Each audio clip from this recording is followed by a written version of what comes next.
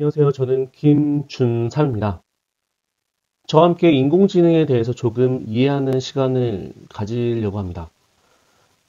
인공지능은 용어가 조금 익숙하지 않고 또는 처음 접하시는 분들이 많기 때문에 많은 분들이 저에게 어색하다 또는 이해가 잘 안 된다 라는 말씀들을 많이 하십니다. 하지만 우리가 기술사 공부를 처음 시작할 때를 생각해 보면 컴퓨터 구조나 네트워크 또는 운영체제 같은 내용도 굉장히 딱딱한 용어이기 때문에 정말 처음에는 받아들이기 어려웠을 텐데요. 지금 같은 경우에는 자주 보다 보면 그 용어가 이제 그런 거구나 라고 받아들이듯이 인공지능도 마찬가지입니다. 보니까 인공지능을 처음 학습하실 때 모든 걸 다 이해하려고 노력하지 마시고요. 개념은 이렇구나. 키워드는 이거구나 정도 먼저 학습을 하고 답안지에 쓰는 연습을 하시고, 그게 만약에 내가 어느 정도 된다고 하시면 그때부터 키워드가 어떤 내용이고 또는 3단락, 4단락을 어떤 걸로 확장을 할지, 필요성은 등장배경까지 그렇게 확장을 하시면 좀 더 답안을 쓰기가 편하실 거라고 저는 생각합니다. 그럼 이제부터 인공지능 개념부터 시작해서 저와 함께 인공지능에 대해서 알아보도록 하겠습니다. 잘 따라오세요. 먼저 인공지능 개념에 대해서 한번 말씀드리겠습니다. 인공지능은 인간의 학습 능력과 추론 능력, 그리고 언어 능력을 컴퓨터 프로그램으로 실현하는 학문 또는 기술이라고 되어 있는데요. 쉽게 말해서 인간의 뇌를 모방해서 그 기반으로 결과를 예측하는 기법이다 또는 기술이다 라고 하시면 좀 더 설명하기 쉬울 것 같아요. 그러면 이 인공지능의 특징은 여기와 저기 써 있는 것처럼 문제 해결 능력, 학습, 범용성 같은 세 가지 특징을 갖고 있습니다. 문제 해결 능력은 어떤 문제를 해결하는 거겠죠.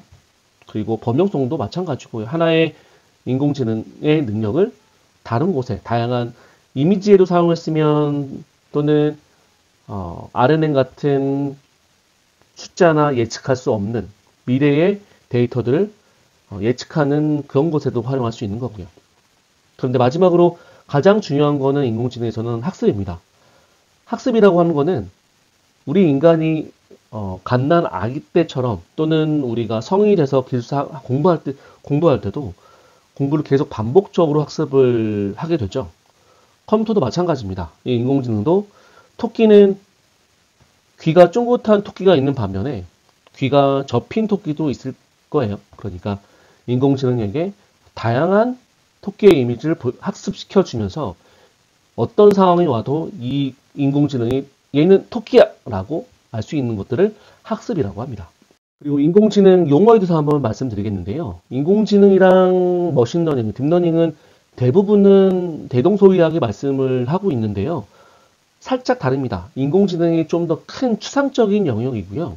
그리고 그 내부적으로 머신러닝이라고 하는 거는 인공지능의 기술 또는 알고리즘 중에 하나라고 이해하시면 될 것 같고요. 그리고 머신러닝 안에 또 딥러닝 또는 인공신경망이라고 하는 것들이 있다고 이해하시면 될 것 같아요.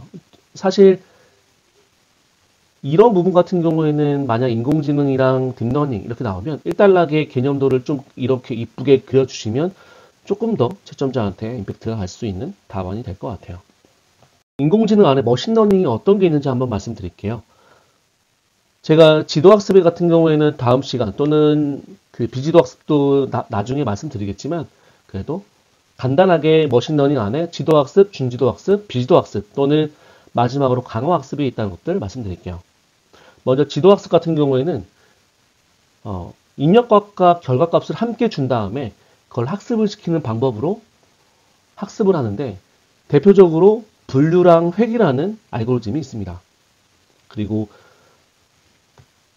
비지도 학습부터 볼게요. 비지도 학습은 반대로 결과값을 주진 않아요. 그러니까 알아서 너가 학습을 해봐. 그래서 보통 비지도 학습에는 군집이라는 방법이 들어갑니다.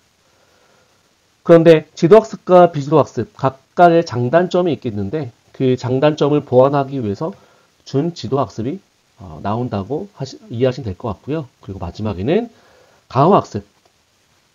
실제 딥러닝과 유사하기도 하지만 또는 강화학습, 현재 챗 GPT에 적용된 어떤 행동과 보상을 주면서 알아서 학습하는 그런 학습하는 방법을 강화학습이라고 합니다.